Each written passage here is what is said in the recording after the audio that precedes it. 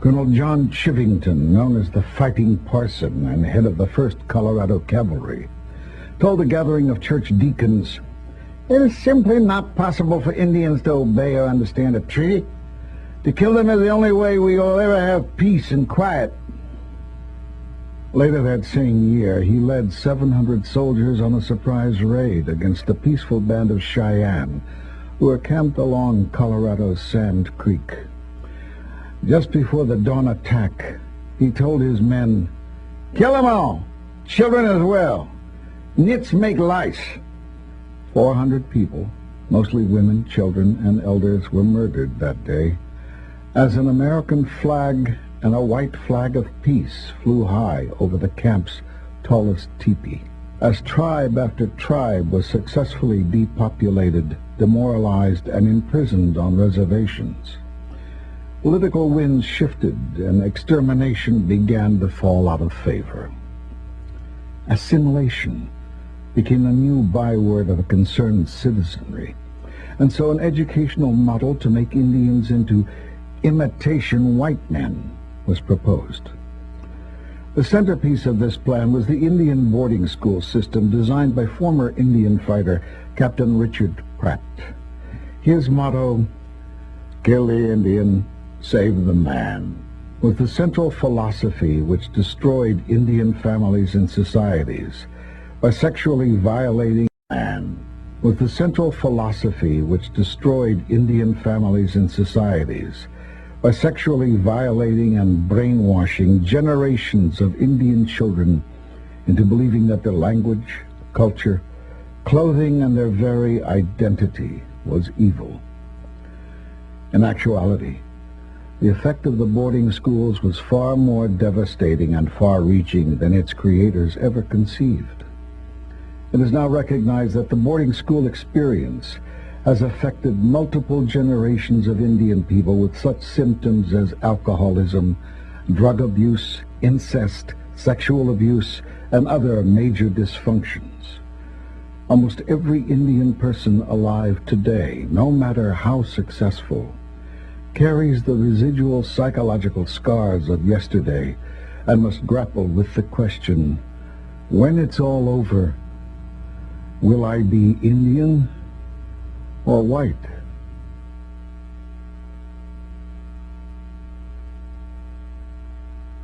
I grew up with the signs, no Indians or dogs allowed, and had to abide by those signs, not being able to go into places.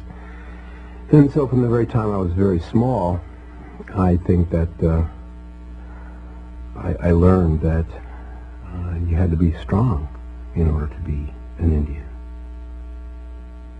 How do I define an Indian? That's a political question that's very difficult to deal with.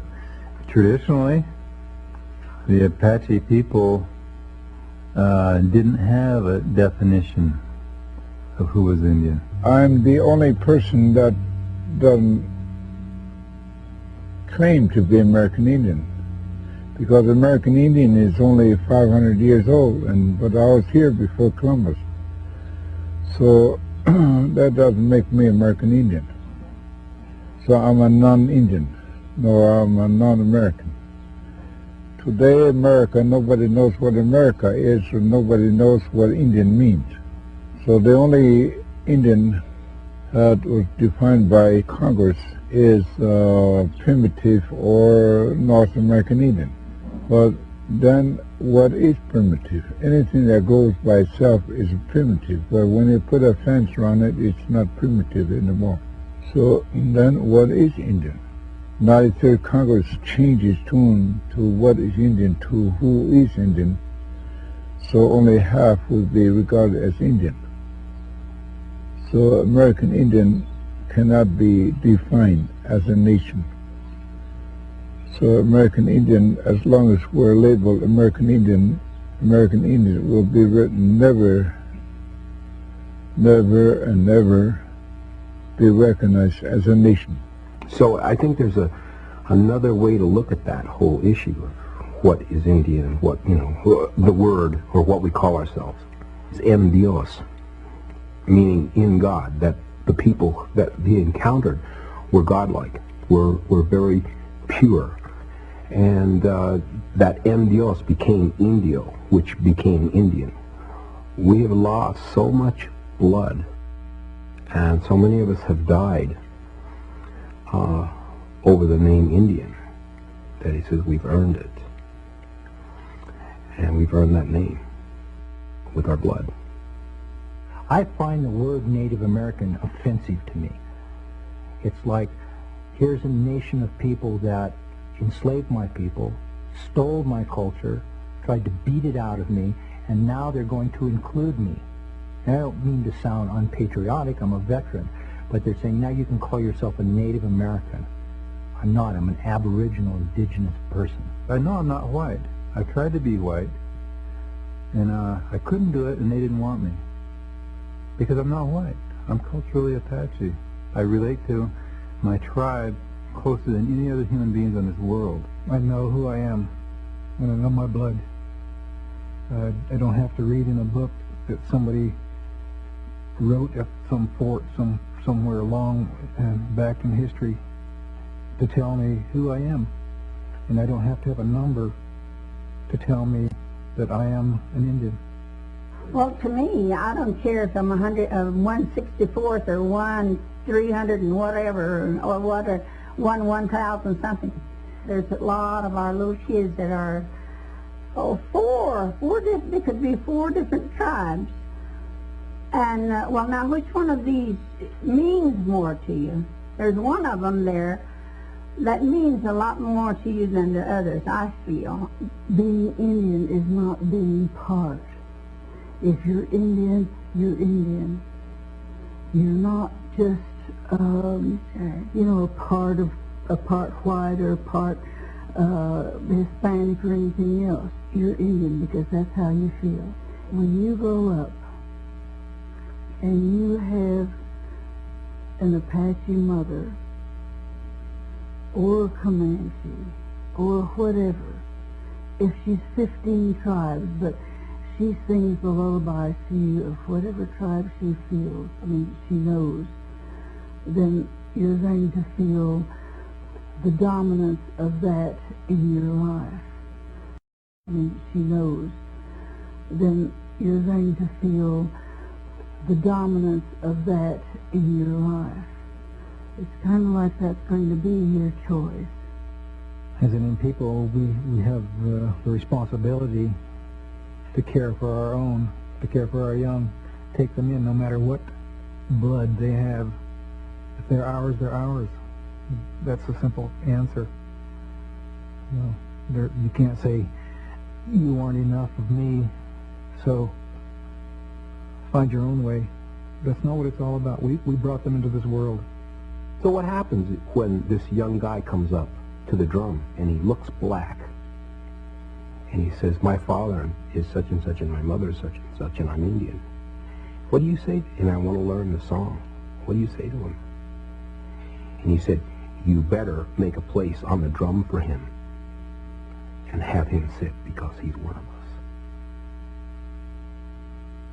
My mother was only half Apache, but that's always, I've never felt like I was anything but Apache. We've always, because my father was always singing and always teaching us about Apache, so I felt like we were Apaches, and that's all we were. And I think my mother felt that way too, because she never said anything about being white. It was always Apache. Everything she did. She made dresses and she beaded and made purses and all kinds of things, and she made those, and they were Apache. And that's what she wanted to teach us, to dance Apache, to sing Apache. And that's what I'd like to give to my children, to help them to realize that they're Apache. And one of the things we went to was something in Oklahoma, and there were all these people in their minks, and their tuxedos and their formals and everything. And my daughter asked me, she said, Mama, how do you feel?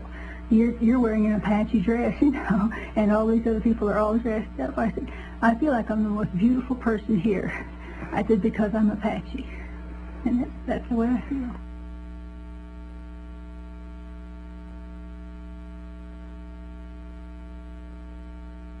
Somebody asked me one time, what is it like being a native person, and especially being a person of mixed blood, it's a constant explanation of my culture.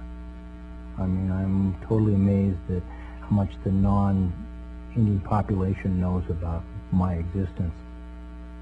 As far as tribal identity is concerned, this is, for many years, back in the times when this hatred and hostility about American Indians in our own country was so prevalent that many people who left the reservations, native people who left the reservations, hid their tribal identity so that they could be accepted by the dominant society.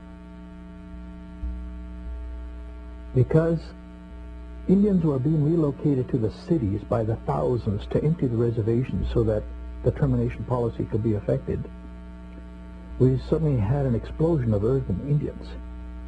The urban Indians oftentimes did not, once they had children, they would not enroll them with their own tribe. They didn't take the time or the effort, or, as one Indian said, what's it worth to be an Indian? In the 1950s, the federal government instituted yet another new Indian policy known as termination. The purpose of this policy? To eliminate tribal governments and tribal lands, along with any vestige of tribal identity, so that the Red Nation would become part of America's great melting pot. A major part of this program launched another relocation campaign which offered training, jobs, and a part of the American dream to any Indian who would leave the reservation and move to the city. What most Indians who signed up for the relocation program found instead was isolation, alienation, and further disintegration of their culture and identity. And so this policy became one more chapter of the American Holocaust. But relocation is not a dead policy of the distant past. It is an active policy of the present day. By order of the U.S. government, more than 12,000 Navajo people have been forced in the last 25 years to move from their traditional homelands on Big Mountain in Arizona, to be resettled one more time on land nobody wants, contaminated desert bottomlands of the Rio Puerco, downstream from the largest radiation spill in American history. The reason for relocation this time?